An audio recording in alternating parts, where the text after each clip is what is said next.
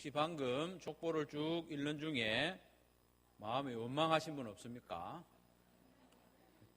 왜 이렇게 끝까지 읽는가? 처음에 한 몇 명 읽고 마지막에 읽으면 되지, 그런 생각하신 분 몇 분이 계신 것 같아요.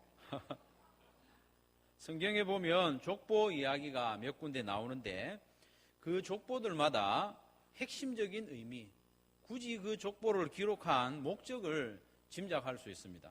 창세기 5장에 나오는 족보를 통해서 우리는 인류의 번성을 하나님이 약속하셨는데 그것이 이루어지는 것과 또 죽을 수밖에 없는 인생이 하나님께 얼마나 저주를 받았는가를 보고 배우게 되는 거죠. 창세기 5장 3절에서 5절까지 샘플로 보시면 아담은 130세에 자기의 모양 곧 자기의 형상과 같은 아들을 낳아 이름을 셋이라 하였고 아담은 셋을 낳은 후 800년을 지내며 자녀들을 낳았으며 그는 930세를 살고 죽었더라. 이 족보에서는 두 가지를 강조합니다. 방금 말씀드린 바와 같이 인류가 번성하는 내용을 강조하고 있는 것이죠. 보통 살았다고 하면 900년 이렇게 사는 그런 긴 인생을 살면서 아담은 800년 동안 지내면서 자녀를 낳았다 이렇게 이야기합니다. 800년 동안 자녀를 낳았으니 얼마나 번성했겠습니까? 그렇지만 결국 아담도 죽었다. 930세에 죽었다. 이런 패턴으로 계속 족보가 이어지는 것이죠. 하나님의 번성의 축복과 또 죽음의 저주가 동시에 나타나는 것이 창세기 5장의 족보의 목적입니다.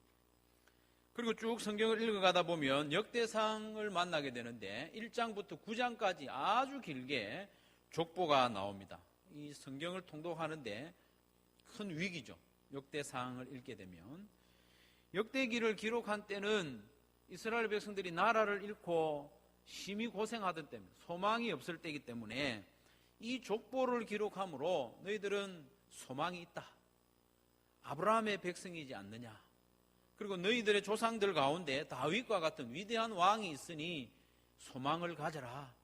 하나님께서 곧 이스라엘을 위로해 주시고 회복시켜 주실 것이다. 그런 소망을 주기 위해서 역대기의 족보가 기록이 된 것이죠. 그리고 우리가 잘 아는 마태복음 1장에도 족보가 나오는데 바로 예수님의 족보입니다.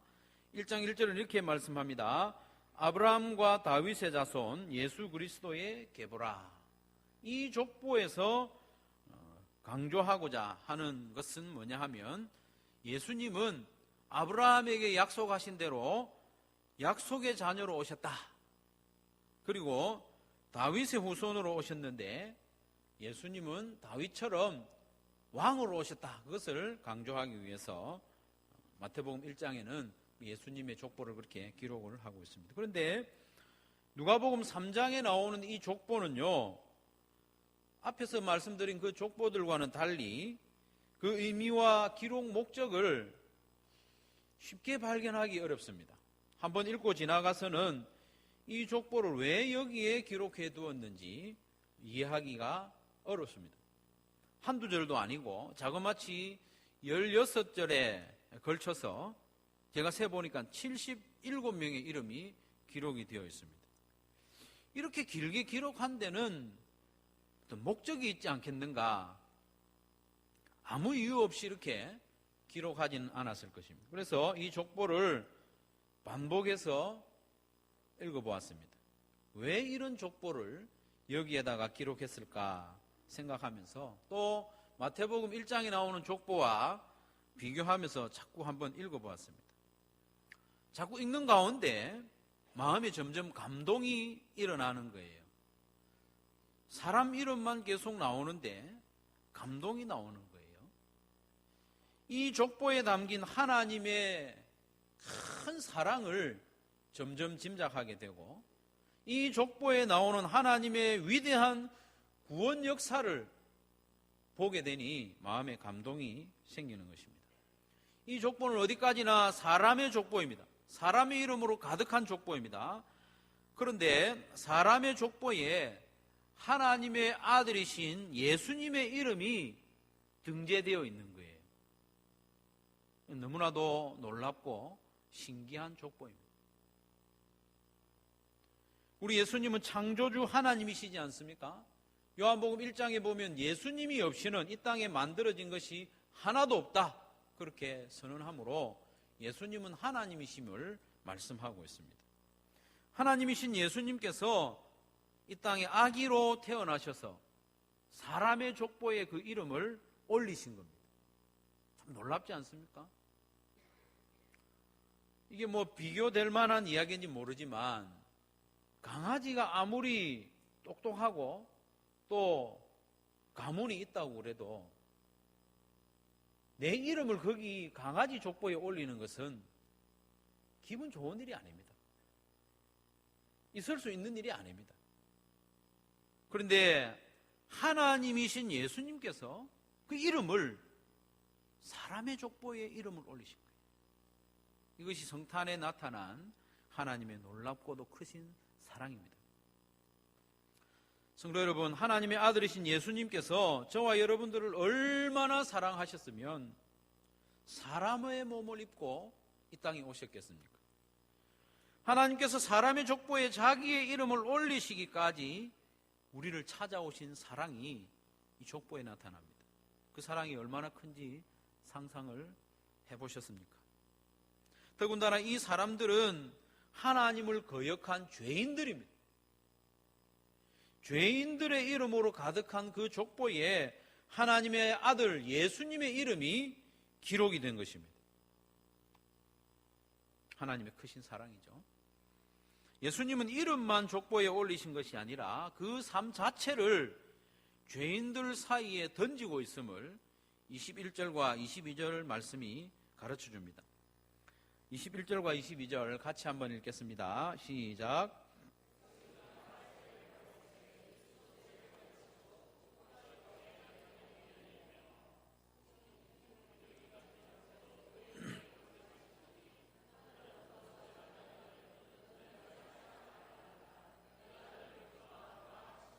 아멘.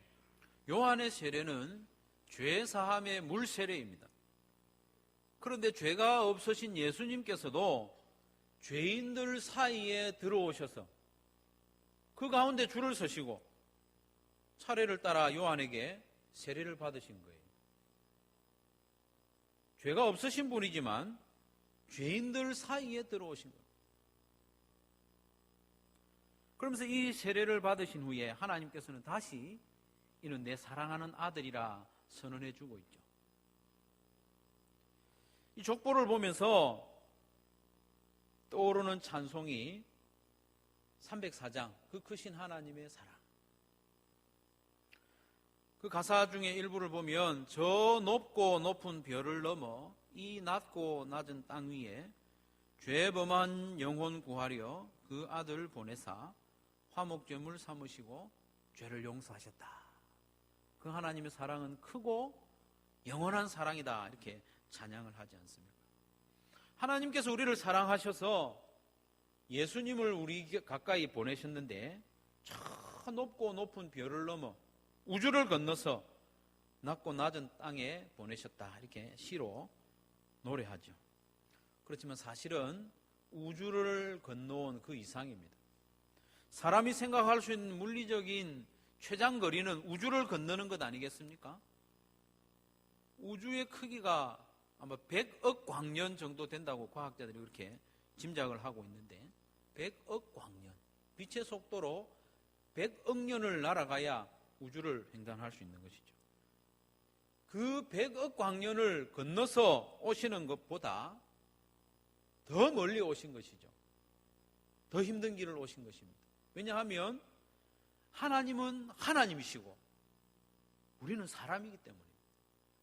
하나님은 거룩하신 분이시고 우리는 죄인이기 때문에 거룩하신 하나님이 죄인인 우리를 찾아오는 것은 우주를 100만 번 건너는 것보다 더 힘든 일입니다.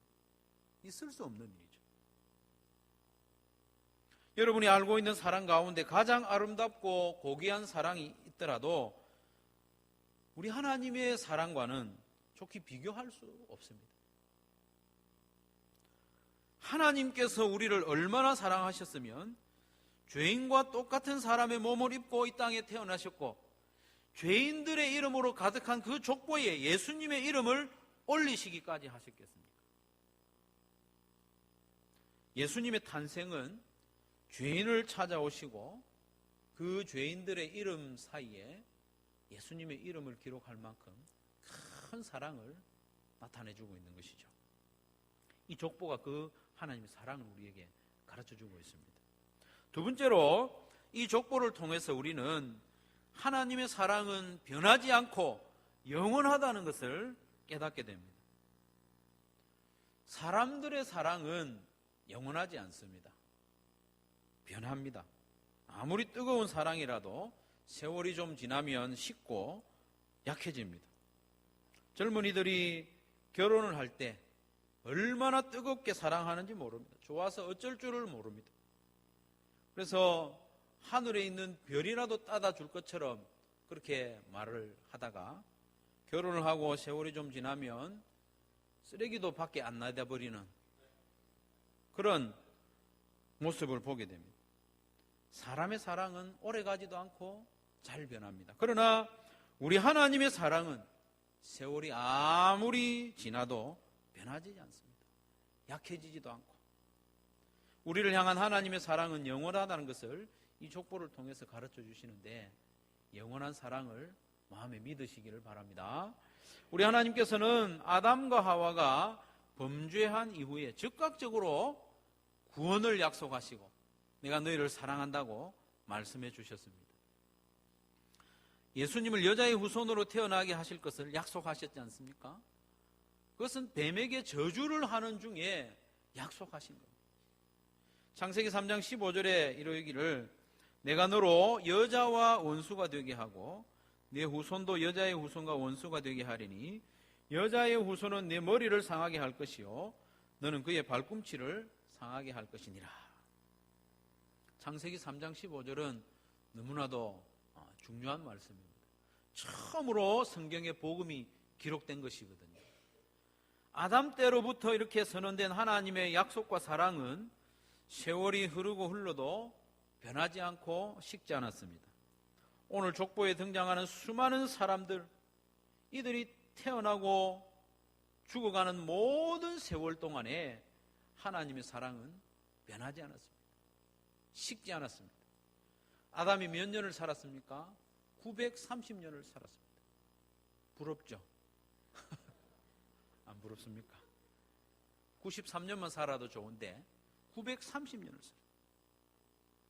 이렇게 오랜 세월을 사는 동안에 하나님이 사랑이 안 변했다. 그것을 지금 우리에게 말씀하고 있는 거예요. 아담의 아들 셋이 살았던 912년 동안 하나님의 사랑은 변하지 않았고 그 아들 에노스가 살았던 920년 동안도 하나님의 사랑이 변하지 않았습니다. 노아의 때에 온 인류의 죄가 하늘에까지 사무칠 때에도 하나님은 그 사랑을 포기하지 않았습니다. 이 족보는 이스라엘의 역사를 고스란히 담고 있는데 이스라엘의 역사를 살펴보면 시대마다 하나님을 원망하고 하나님께서 그렇게도 미워하시는 우상을 숭배하는 시대가 얼마나 많았습니까? 이스라엘의 시대를 보면서 흠모할 만한 시대가 별로 없습니다. 그런 역사에도 우리 하나님은 사랑을 거두어 드리지 않고 계속 사랑해 주셨다 하는 것을 이 족보가 우리에게 말씀하고 있는 것이죠. 지난 주일에도 살펴본 것처럼 홍해를 건넌 이 백성들이 하나님을 찬양하다가 단 사흘이 지난 후에 쓴물을 만남으로 하나님을 원망했지 않습니까?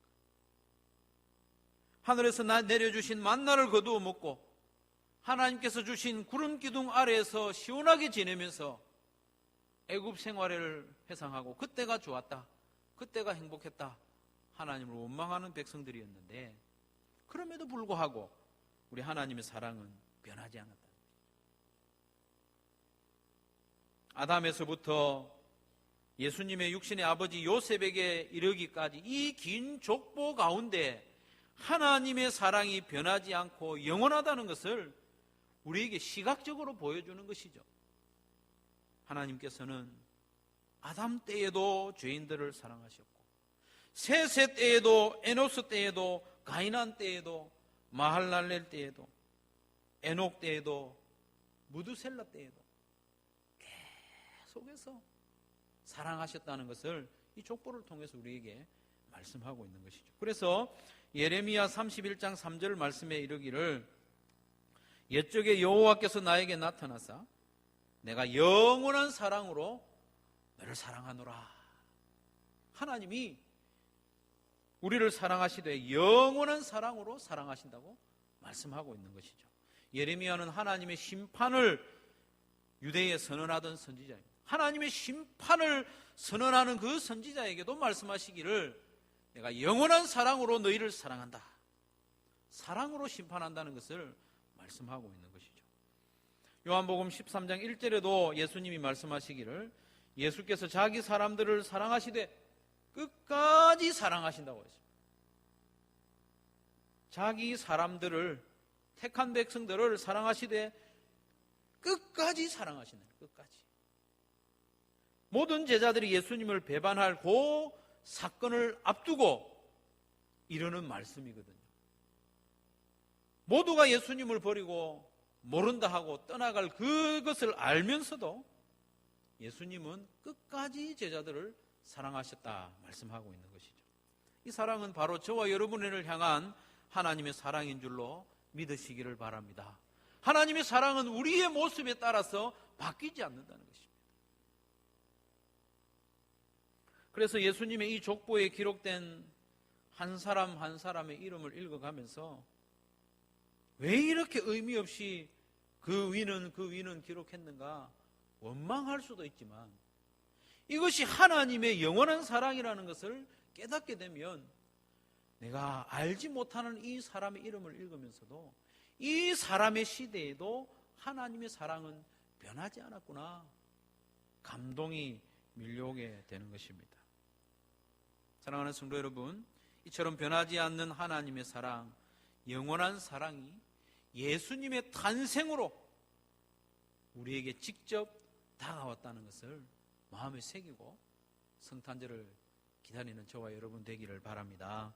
세 번째로 오늘 예수님의 족보에 나타난 하나님의 사랑은 아버지가 되어주신 사랑입니다. 아버지가 되어주신 사랑. 굶주린 사람들에게 먹을 것을 나누어 주는, 그리고 헐벗은 사람에게 입을 옷을 나누어 주는 것도 참 귀한 사랑 맞습니다. 부모가 없는 고아에게 매달 얼마씩 후원하는 것도 귀한 사랑입니다. 저 아프리카에 있는 아이들을 위해서 매월 후원하는 그런 것도 귀한 사랑이 틀림없습니다. 하지만 그 고아를 나의 자녀로 입양하는 것은 차원이 다른 사랑 아니겠습니까? 누군가를 나의 자녀로 삼는다는 것은 그에게 내가 가진 무엇을 일부 나누어 주는 정도가 아니라 나의 전부를 주는 것이죠. 나 자신을 그에게 주는 것 아닙니까? 그러니 입양의 사랑은 너무나도 큰 사랑입니다. 우리가 후원하고 있는 터키의 조신호 강정임 선교사님 여러분 아실 것입니다. 그 집이 자녀가요 6입니다. 6.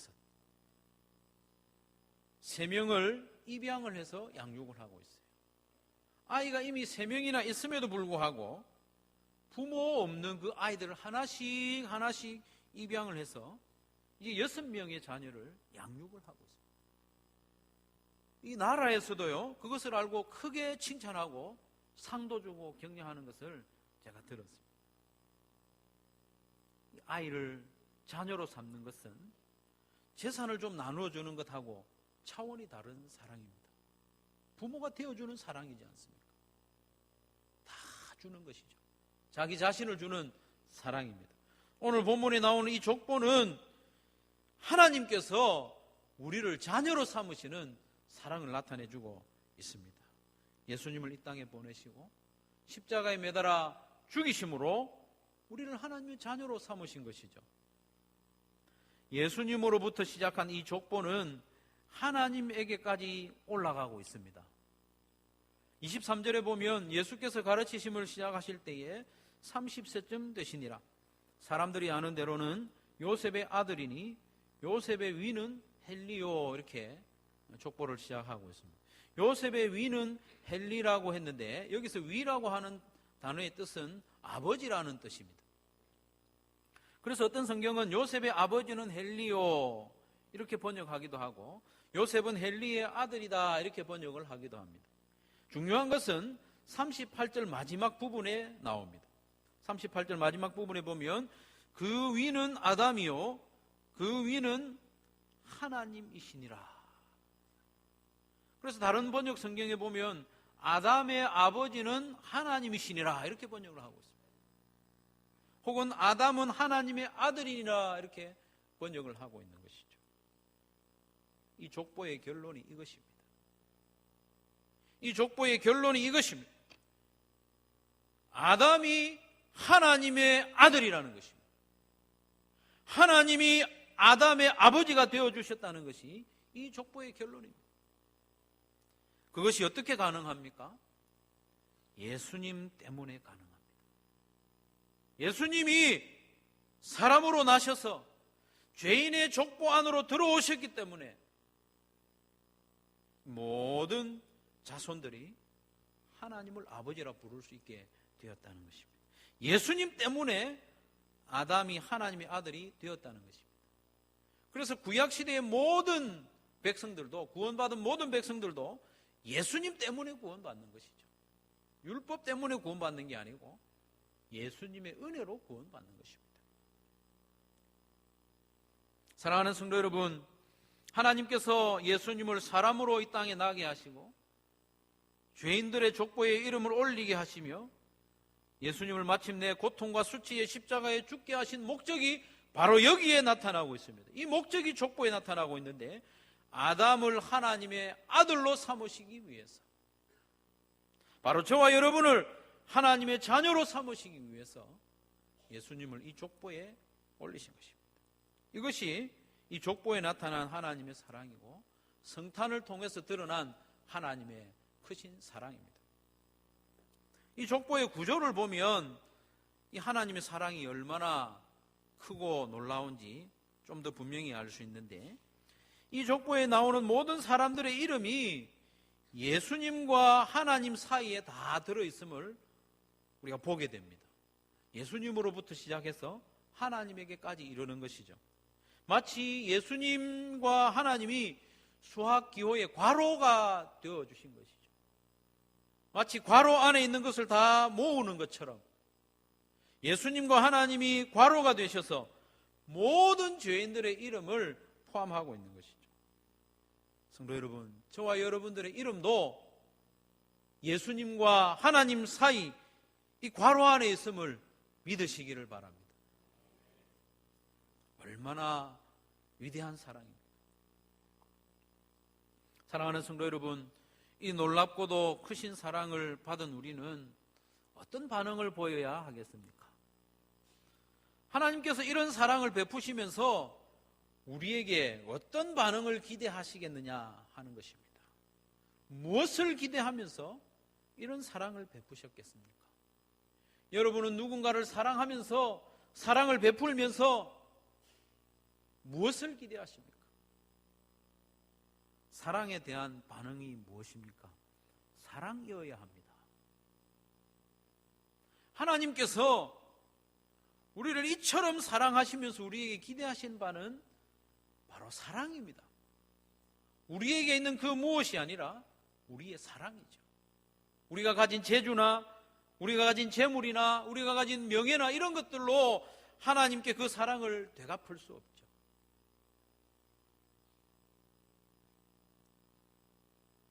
하나님이신 예수님이 죄인의 족보에 이름을 올리시면서까지 우리를 찾아오시고 가까이 해주신 그 사랑에 우리가 무엇으로 어떻게 반응해야 되겠습니까? 우리도 가까이 나아가는 사랑으로 반응해야 됩니다.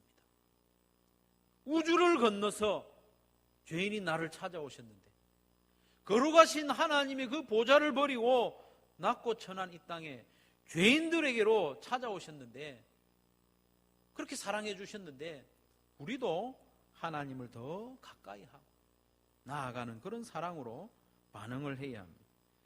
그런데 우리는 그 하나님의 사랑 앞에서 자주 바쁩니다. 핑계할 때가 있지 않습니까? 하나님 앞에 가까이 나아가야 할 그때에 중요한 일이 있습니다 말하면서 가까이 나아가지 않는 그런 때가 얼마나 많이 있습니까? 사랑하는 성도 여러분, 하나님을 더 가까이 하시고 더 자주 만나서 하나님, 나도 하나님 사랑합니다. 하나님께서 죄인된 나를 찾아오신 것처럼 나도 예수님의 십자가 의지하여 하나님을 더 가까이 나아가기를 원합니다. 하나님 사랑합니다. 고백할 수 있기를 바랍니다.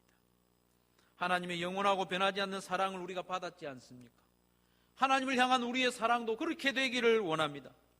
그런데 우리의 하나님을 향한 사랑은 상황이나 형편에 따라서 요동치는 때가 얼마나 많이 있습니까? 나의 길이 순탄하고 기도가 즉각 응답될 때에는 하나님께 감사하고 하나님 사랑합니다 하다가 좀 힘들어지면 한숨 쉬고 좀 더 지나면 원망하는 우리의 모습 발견하지 않습니까? 하나님을 향한 우리의 사랑도 변하지 않고 영원하기를 간절히 바랍니다. 또한 나를 자녀로 삼아주신 그 사랑을 기억해야 됩니다. 이 사랑을 우리가 잊지 말아야 됩니다. 아담의 아버지는 하나님이시다. 아담의 아버지가 하나님이 되기 위해서 예수님을 이 땅에 보내셨지 않습니까?